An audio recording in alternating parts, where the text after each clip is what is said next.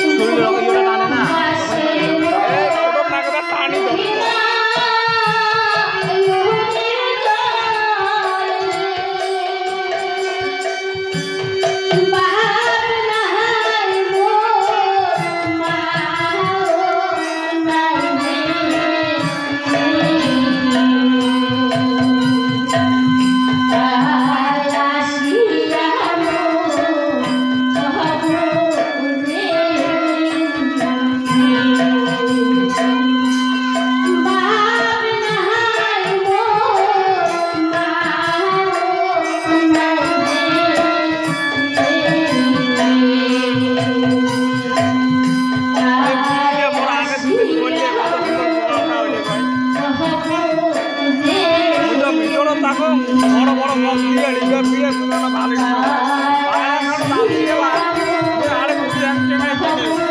একবারে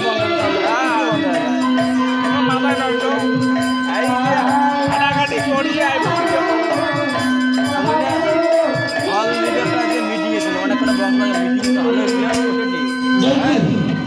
আমি এতদিন থেকে ঘাট সাধনা করি এইবার জানি কোলাহল আমি পারিনি একখানি কি সুন্দর ভাড়া ভেজে আসছে আমার ঘাটের মাঝে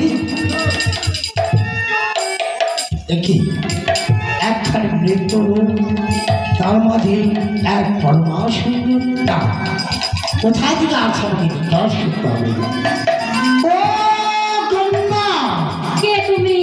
দেখো কন্যা কোথাকার কন্যা তুমি কোথায় চলে যাও চিনতেই না পারি করে পরিচয় দাও। আমি জানি তোমার দেবনি কেবা তুমি দেব নারী কেবা দেবে নিত্য ধরে বলো কন্যা কার ঘরে তোমার বাসটি?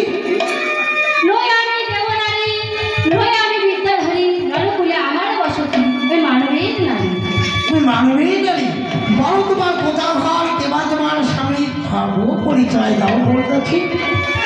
চম্পকনগরে ঘর শ্বশুর চাষ করা ঘর তাহার কনিষ্ঠ পুত্র বধূ আমি বেহুলা বাড়ি। ও তাহলে তিনি চম্পকনগরে তাদের পুত্র বধূ বেহুলা সুন্দরী। বাহ বাহ কথা বাহ। তুমি জানো কন্যা কন্যা তুমি ভালো রাখো জানে তোমার পাইলাম আমি বহু বাক্যের ঘরে।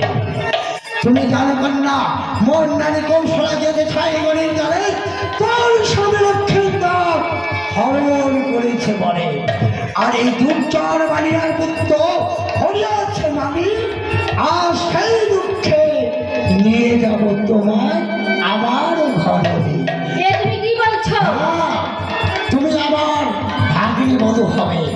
এই লক্ষ্মীন্দর আমার ভাগিনা আর এই ভাগিনা আমার পশুকে হরণ করেছে তাই আজ তোমাকে আমি হরণ করতে চাই। এবার তুমি সচ্ছয় তোমার মৃত স্বামীকে দাও এসব কন্যা আমার কাছে। আমি তো তুমি যে আমাকে অপমান করলে তাই আমি কিন্তু অভিশাপ দিয়ে যাচ্ছি। অভিশাপের ভয় খাই না শোনো কন্যা আর বিলম্ব আমি করবো না। তোমার দম্ভ অহংকার আমি চিহ্ন করে দেবো। এবার কেউ তোমাকে বাঁচাতে পারবে না। তাই এবার ঘরের মাঝে তোমাকে ধরার জন্য আমি এই মুহূর্তে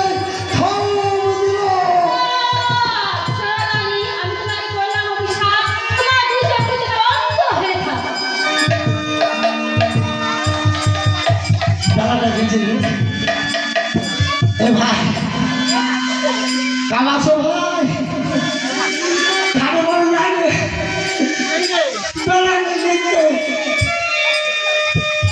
আচ্ছা বলো শুনি না মোর